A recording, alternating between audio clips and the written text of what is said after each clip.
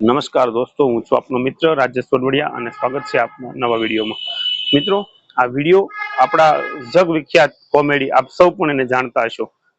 એમના જીવન વિશેનું, એમનું જીવન કેવી રીતે શરૂ થયું એના વિશેનો આ સરસ મજાનો વિડીયો છે.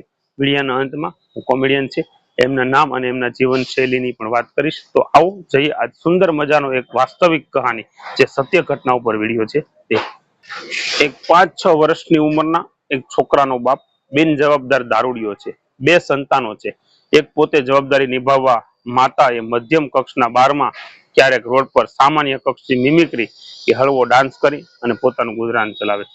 ગરીબી ભરડો લઈ ગઈ છે. એ જવાબદાર માતાને વળી ક્ષયનો રોગ લાગુ પડે છે, પણ ગુજરાન ચલાવવા માટે લોકોનું મનોરંજન કરવું અને કરાવવું એ એમના માટે કાયદેસરનું ફરજિયાત કાર્ય રહ્યું હતું. એક દિવસ બારના સ્ટેજ ઉપર પરફોર્મ કરતા કરતા એ સ્ત્રીને ચક્કર આવે છે અને પડી જાય છે. એ વખતે 5-6 વર્ષનો બાળક ત્યાં હાજર છે. અંદર જઈ બારના માલિકને પૂછે છે કે મારી માને બદલે હું સ્ટેજ ઉપર જાઉં તો? બાળકને રોટીની ચિંતા છે એટલે તે પ્રયાસ રૂપે આવો સવાલ પૂછ્યો.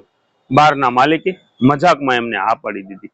બાળક સ્ટેજ પર જઈ અને અસલ પોતાની માતાના ક્ષયને કારણે આવતી ઉધરસ ખાવાની મિમિક્રીથી પરફોર્મન્સ કરવાનું શરૂ કરે છે અને આડા અવળા કૂદકા મારતો મારતો એ કોમેડી કરે છે.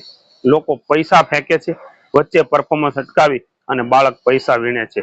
લોકો આ બાબતને પણ બાળકે જાણી જોઈ અને કરેલી કોમેડી ગણે છે. પરંતુ બાળક મનોમન આટલા પૈસાથી કેટલું ખાવાનું ખરીદી શકાશે, કેટલું લઈ શકીશ, મારા ઘર માટે શું કરીશ, એનો હિસાબ માંડે છે. સંઘર્ષ લંબાય છે. માતાને તો પાગલપનનો હુમલો આવે છે અને પાગલખાનામાં મોકલી દેવી પડે છે. આ બાળકની કોમેડી ટેલેન્ટ અને તકદીરના જોરે એ જગ વિખ્યાત કોમેડી કિંગ બની જાય છે.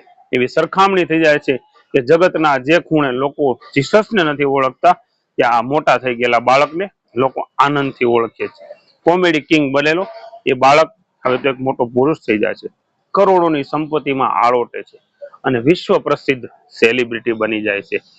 એક કોમેડિયન પોતાની આત્મકથામાં જણાવે છે કે પોતાની માતાનું પાગલપન જે છે એમના સારવાર પછી ઘણું ઓછું તો થઈ ગયું, પણ અસર તો હજી એ ચાલુ રહી અને એ મોટા ભાગે એમની માતા છે એ મૌન રહેતી હતી.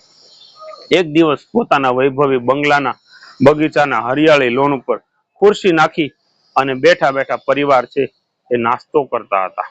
આ કોમેડિયન બેડ પર બટર અને જામ લગાવી અને પોતાની માતાને આપતો જતો હતો. અર્ધ પાગલ જેવી એની મૌન માતા અચાનક બોલી કે બટર જામ ના હોત તો ચાલત. એ વખતે એકાદ બે બ્રેડ પણ મળી ગઈ હોત ને તો હું પાગલ ન થઈ હોત. અને પછી એ સફળ જ નહીં, અતિ સફળ કોમેડિયન છે એ નોંધ કરે છે કે કરોડોની સંપત્તિ કે ગમે તેટલી શાન શોકત, અમુક તિરાડો છે એ ક્યારેય પૂરી શકતી નથી.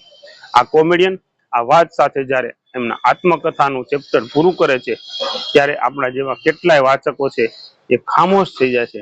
સ્વાભાવિક રીતે જે આંખો છે એ ભીની પણ થઈ જાય છે, કારણ કે એમની જીવનની ઘટના અથવા તો જીવનનો જે સાર છે એ આટલો દુઃખદ રીતે ઉજવો હતો.